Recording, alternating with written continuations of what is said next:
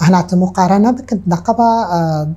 2023 و 2024 هناك 2024 نسبة تندية بشكل عام يعني وجرائم كشتنيجي نوعا ما كم تربوية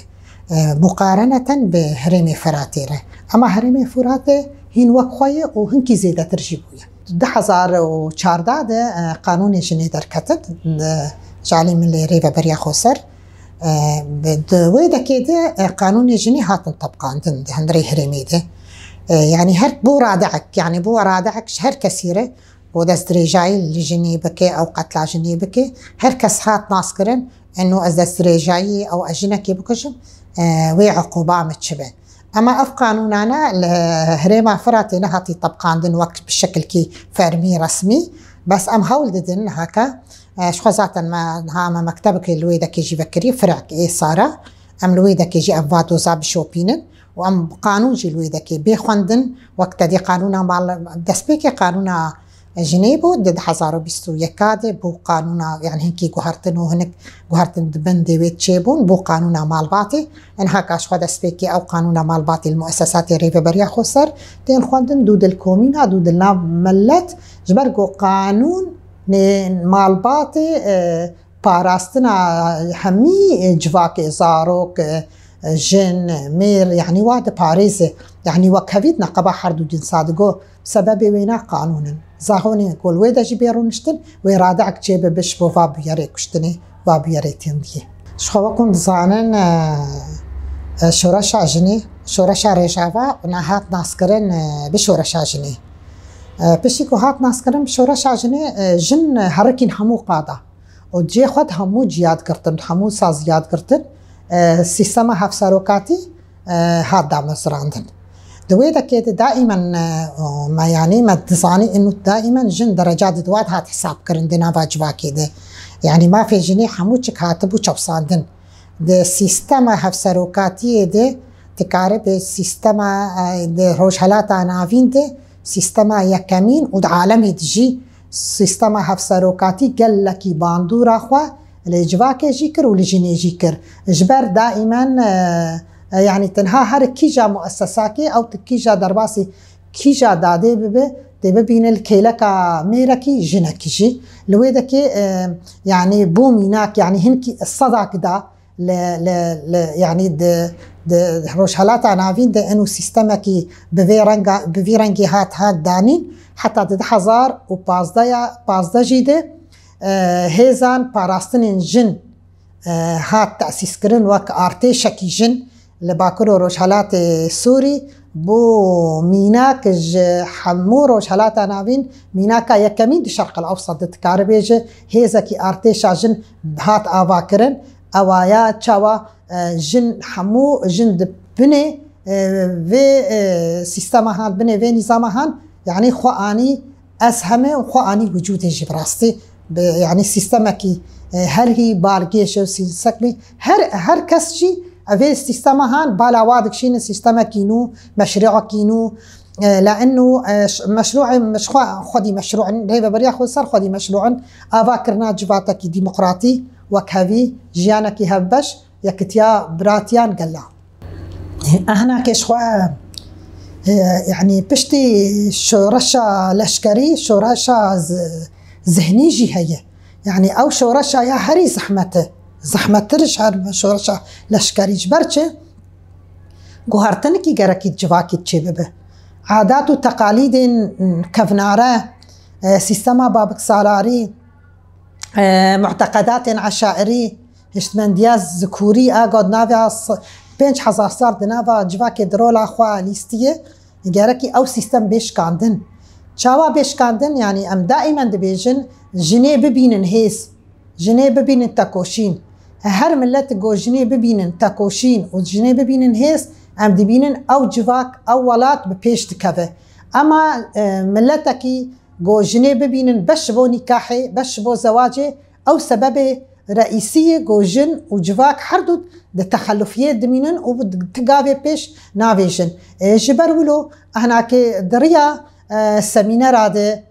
دريا ورشات ده دريا ندوات حواري ده دريا جلسات نقاش هم دنافا من لده هم دجني كومينا ده دانوستاندن توعية اشيار كرن طبعا وهردو جنس جيتين استهداف كرن وبشتي هردو جنس جيتين استهداف كرن بشتي سميناري بيشنياري واتين قرتن يعني ام جواتك آبابكن جواتك بيتون دي جواتك ديمقراطيك وكهف ام سينورك البيشيات هندية ام دينن هجر ام نكار من تندية جبني وهالبكن بله شخوا رنگ تندية قالك رنگ تندية هنا تندية لفظي هي تندية جنسي هي تندية نفسي هي تندية جسدي هي آبوري هي جواكي هي زاغوني هي افهموچك اباندوري بشكل كيفرمي برنگ كيفرمي لسر جني دكن وبرسادجي ام نبينن يعني ذاتا ام دخوازن ام جني آزاد بكن ام جني جناف چار پرچه دیوارا درخینن ام جني دمج بكن دناوا جواكي ده اما ام هر ام لچ راستين ام طياري مسير راستين هر جنكي گو پیشنگا جواكيت که هر جنكي گو جواكي بريفة دبي جواكي اشيار دكه هم جالي ملي دولتا تركي هدف كرتن او جناب بيشنگا جواكيت كه وهم جالي سيستما نظام سوري يا بعسيجي او جن تي احتقال كرن وتكبح بصعده انا كشبو جنين قود هندري مالي دي يگو تنديل سرواتي مارساندن شخو او قال لكي بفرميجي يعني شكوى ورسمي تين المنظمة ساراجي تين كرن أنا وقت برنجكي صلحتين شارع سكرن هندري مؤسسة ده وهم جي زيارة عمالة بشتي جو صلح جدبه زيارة عمالة هدي جنال تندية جي راسي براسي بري أو جنا هان دنجي خوانت كر جبر عادات وتقاليد جبر عيبة شرمة او ذهنيات ذكوري بس ايرو روج ام دمينن هدي جن رد فعل ويجي دركتيه لهم بري بي ذهنيات هان هدي سرخ قبولناك وقات دس دريجاي لي تكرن وقات ليدان لي تكرن وقات تمدي سر تكرن وقات اهانه تعويد به هدي رد فعل ويجي دركبه هدي او جينا ما قبولتك بيتون دي دبيجن مافن زاغون شبو مدركتن مافمه تين باراستن تي حتا كنجي البيتون دي هان تي سرم بمارسين هدي حدك شي جويتون دي هاتي يردانين يعني وزيارة ماشي دائما او كسين قوتين مراجعة متكن امرو شاوانات شوبينن وضعيوانات مالي دي شاواي تشلوية ام ويجي تشوبينن يعني نهاكا دبيجن انه حتى جن ابوري ازات نبه جن ناي ازات كرن جبرچه حتى دست وينات بيريكا هف جني ويدا به او جنايا كولي البردست اسلام يعني هر تشتي زلام بي خوستن اما استقلالية ابوري قال لك يعني باندور تكسر جني يعني وقاتي جو جن استقلال يعني ابوري استقلالته خوستان دبه او جي مؤسسات كاردك او جي براج جيكي دغري هدي او بخوجي رد فعل ويتش دبه لعليم اللي جن معلم اللي مير وقاتي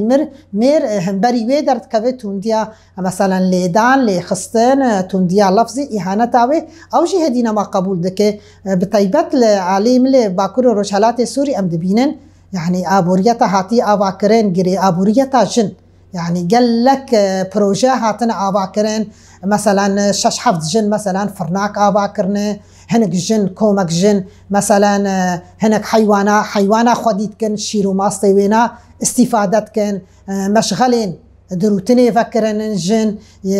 شخور لويدا كارو خبات دكن معملي كونسيروا هاتن فكرن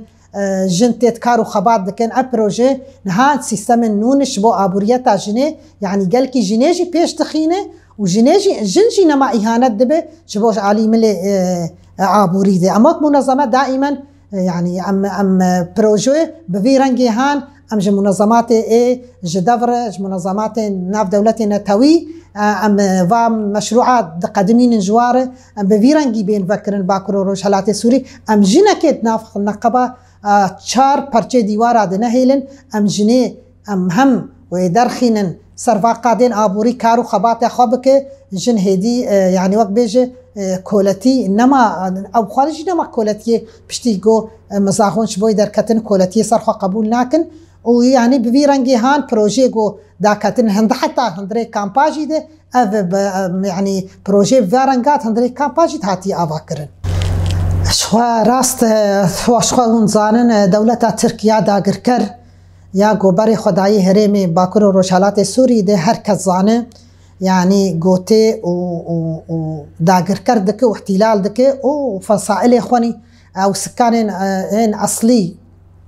درد خينش هرمي وانا وشتي غريداي خداتين شناوا درجه يكمين يعني السر جنيه وسر صاروكا باندور دك يعني جنكي جو ولاتي خوا جهريمي خوا ابصد يا صالا غوتي جيان دك ودرج نفرت كف كامباد يعني باندور قالكي ما زنصر نفسيات عويتي دك حتى كف حاله اكتئاب دي لويدا كيجبر حياه يعني جيانا كامبا يعني اوزارو كانا دبستاني واتين غوهرتين حوالي واتين غوهرتين جيراني واتين غوهرتين دكفن وان كامبا دي كسيغونا ناس نكربن دناف وا كامبا دي يعني العفو منك حماماتي وانا مشتركين يعني بيريغول دري كامبا تشيدبن قالك دست دريجاي تشيدبه قالك زواج بتمني بتشوچك تشيدبه برجنين تشيدبه الويدا كيجي طبعا شخصي كامب غريداي منن واشو كاني بسريكانيه وكامبا نوروجي ده اندامتيت كارو خباتي منظمه صار عدكن الويدا كيجي ام تخوازن ام مولو ضبطكي ام فازا هنا ام حتى الكامباجي ام بدن رو نشتاندن شبو بياري ولو دس دريجاي زواج بتمني بتوچك ليدان ولي خستن زيدنا به كونغراستار شخوا وقت زانه ده 1050 هاتي تاسيس كرن تنظيم دك يعني ريخستنا جنا دنافا جواكي ده كذلك تجمع زنوبيا العالم الهريما فراتي او جي تنظيم جواكي دك تنديا سرجني قبولناك لويدك يعني رولكي قالكي باش هات ستاندن قبا جواك تنظيم بطيبت جن جبرغو جن تمثيل نيفي جواكي دك قبا نيفي جواكي بي تنظيم كرن كارن او جهاتن تنظيم كرن نيفي دي بريفا ببن يعني حردو ريخستن اركيواني اساسي هم تنظيم جنا وهم اشيار كرنا جنا وهم يعني كيم كرنا تونديا للسر جناتين كرن وشوباندنا مشاكل بزغريك جنا ايغودنا واجباكي دتين كرن شخوا منظمات ساراجي بناف هردو هم تجمع زنوبيا وهم كونغراستار لكيلا كاويجي منظمة سارة هي منظمة سارة قال لك ايش عليه ملي حقوقي ده يعني دبي طرفك ده حمي دوزين توندية ايقول سرجنيتي مارساندن اشخوات تزاني يعني جنكي قوبي قتل كرن شكوى رسميتي منظمة سارة دبي طرفك ده دوزي ده هندري محكمة ريبة برياخو سر جلساتا متابعتك ودي شوبين حتى دقين قراري ذاتا نقول قرارك جي در كفش هندريوي محكمي او قرارهان نلقور عدالتا جواكي بجي ونلقور عدالتي به كار الرد بك وكار استئناف بك وطعام بك جي ويدو زهان انا هكا ام زاهوني نقول شبو جنا دركتي مثلا قد خكرنا زواج بتمني بچوچك برجنين مثلا تديت بري يعني هركس جنك دهات كشتن لجورا دستوري ريجيم سوري شش حق العام دكتن حبسيده ودر دكتن بشتيجو حق اسقاط شخصي دبو اما من هكا ام حردو دستور سوري او قوانين ريفا بريا خوسر ام بافرا مقارنه بكن انا هكا زاهوني ريفا بريا خوسر ده يعني ناب جريمه بني كشتنا ناب شرف وناموس ده قد خيه يعني كهركسك داس دريجايل جنيكر وهركسك جنك كشت او كشت يعني او جريمه دبه جريمه كامله الاركان كاي جريمه يعني نحق العامه لويدا قضى حتى حق اسقاط شخصي تيكرن جالي مع الباطي في مقابلك يصلحك او هنك مبلغك جمال صلحك تشيد بدنا قباحر دو مالاده